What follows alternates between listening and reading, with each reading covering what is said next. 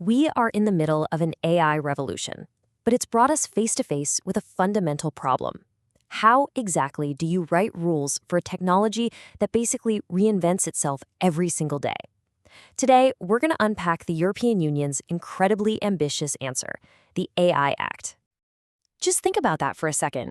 The pace of AI development is absolutely breathtaking. What seems like science fiction today is just standard practice tomorrow. So how do you create laws that can actually keep up with that? How do you regulate a moving target without stopping it in its tracks? Well, you've got two extremes, right?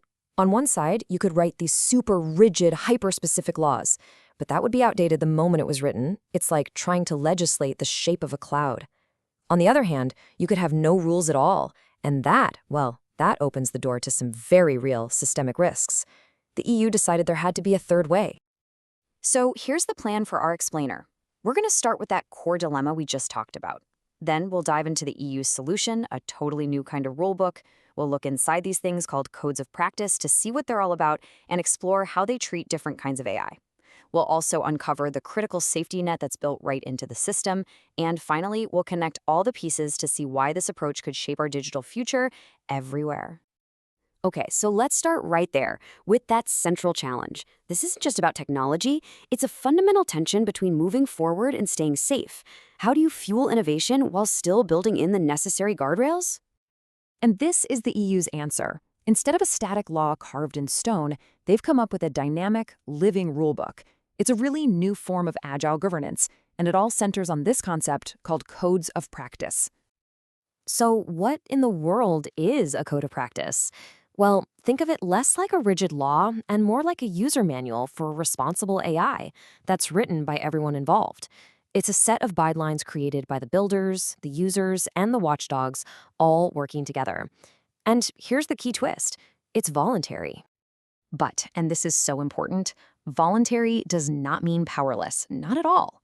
Following one of these codes is the official, recognized way for a company to show that they are complying with the law. It's not just a nice suggestion, it's the formal pathway to meeting their legal duties. And this idea of collaboration is everything. This isn't just a bunch of regulators sitting in a dark room. The process is kicked off by the EU's AI office, sure, but it brings everyone to the table. The tech companies building the AI, civil society groups protecting our rights, academics who are experts in the field, and national authorities. Everyone gets a say in how the rules are shaped. So what are all these people actually talking about when they get in a room? What key issues do these codes of practice absolutely have to cover to be considered effective? The Act itself actually lays out a clear checklist. First, the codes have to make sure that an AI's documentation keeps up with its own evolution.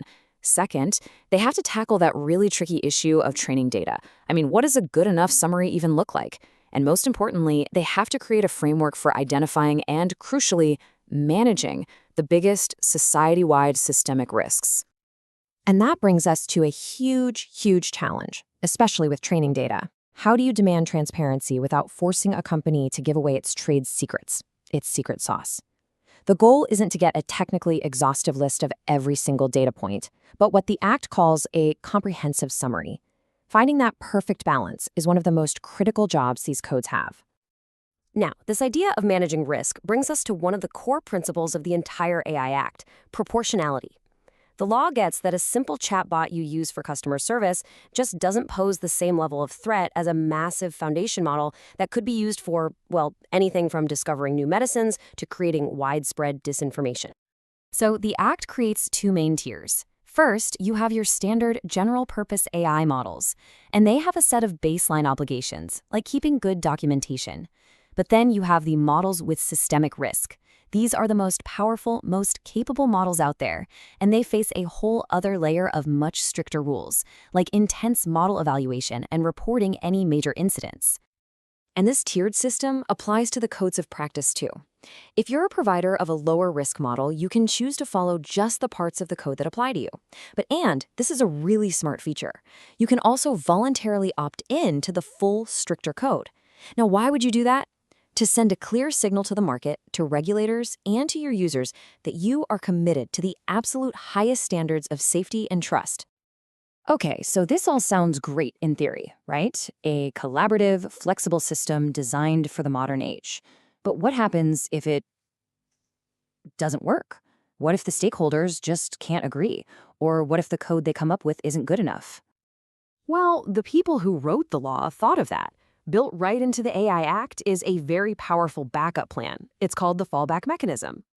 And this backup plan is tied to some very real deadlines. There's a ticking clock, with a final date set for August 2025.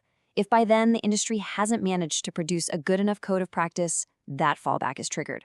The European Commission itself can then step in and impose its own set of binding common rules.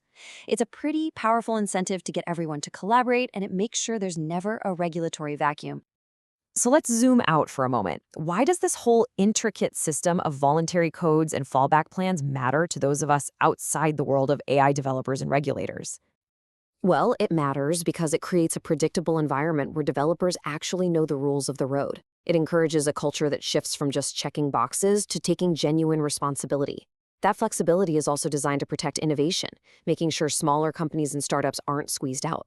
But maybe the biggest impact is global. Just like it did with data privacy with GDPR, the EU is effectively creating a blueprint for AI governance that the rest of the world is watching very, very closely.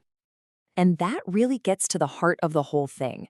This isn't just another law. It's a grand experiment in governance for the 21st century. It's a genuine attempt to find that elusive balance, to let a powerful technology flourish while making sure it serves all of us safely and fairly. And that leaves us with the big question. We've seen the EU's really elegant solution, a collaborative living rulebook for a technology that never sits still. But will this grand experiment actually work? Will the industry step up and create strong, effective codes, or will the regulators have to use that fallback plan? The answer won't just define the future of AI in Europe. It could very well set the standard for the entire world.